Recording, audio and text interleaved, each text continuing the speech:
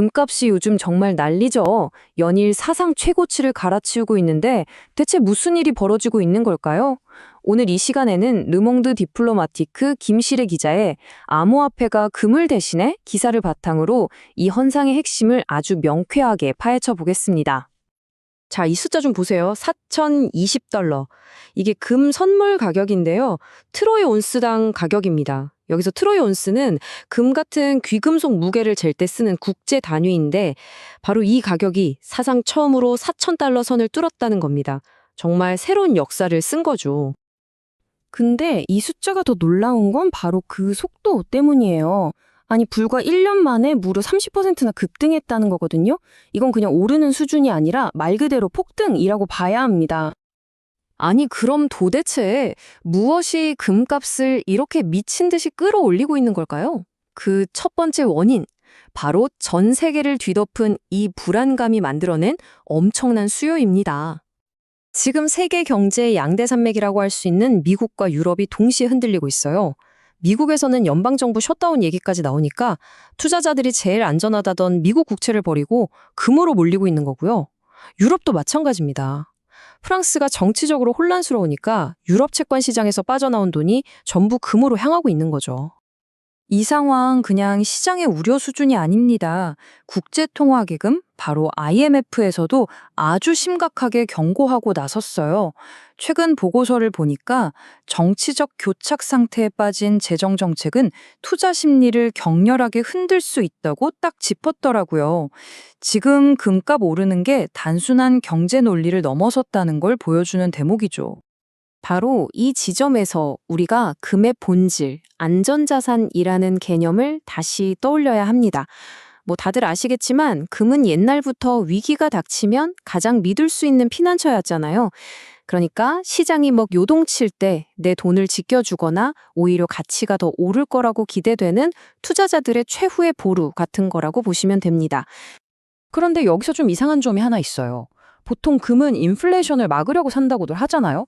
근데 요즘 인플레이션은 좀 잡히는 추세란 말이죠. 그럼 금값은 떨어져야 하는 거 아닌가? 왜 계속 오르는 걸까요? 여기에 핵심이 있습니다. 금의 역할 자체가 바뀐 거예요. 진화하겠다고 할까요? 유럽 중앙은행 보고서를 보니까 이제 금은 단순히 물가 상승을 막는 자산에 넘어서요. 전쟁이나 정치 위기 같은 지정학적 리스크, 그리고 재정 불안 그 자체를 피하는 핵심 수단이 됐다는 겁니다. 투자자들 생각이 근본적으로 바뀌고 있다는 거죠. 자, 그런데 금값 폭등의 방정식이 이 수요만으로는 풀리지가 않아요. 동전의 양면처럼 공급 쪽에서도 가격을 위로 확 밀어올리는 아주 심각한 압박이 있거든요. 인도네시아, 남아공, 페루 이런 대표적인 금 생산국들이 지금 삼중고를 겪고 있습니다. 환경 규제는 점점 빡빡해지죠. 노동 분쟁은 끊이질 않죠. 거기다 고질적인 전력 부족까지. 이러니 금 생산량이 계속 줄어들 수밖에 없는 겁니다. 이 공급 부족이 얼마나 심각하냐면 이 숫자 하나로 딱 설명이 됩니다. 기사를 보면요.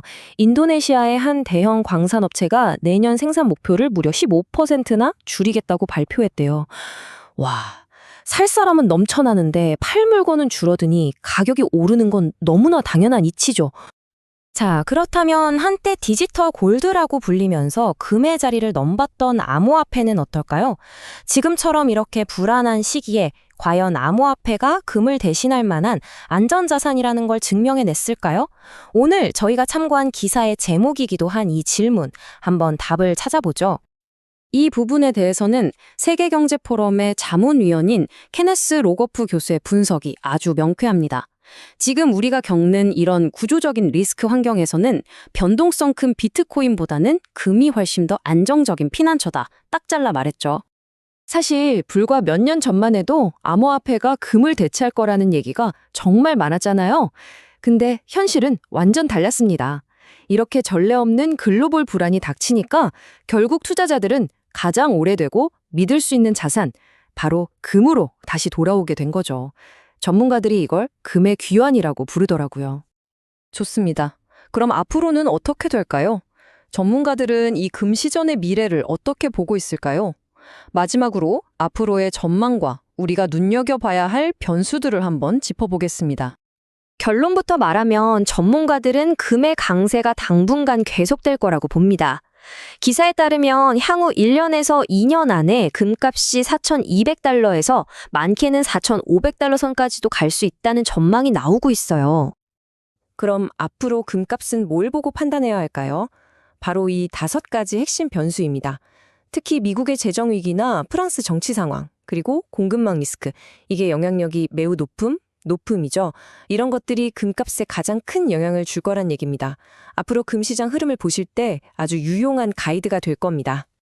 오늘 쭉 보니까 금이라는 게 단순히 반짝이는 귀금속이 아니라 지금 우리가 사는 세상의 경제와 정치, 그 불안정성을 그대로 비추는 거울 같다는 생각이 드네요.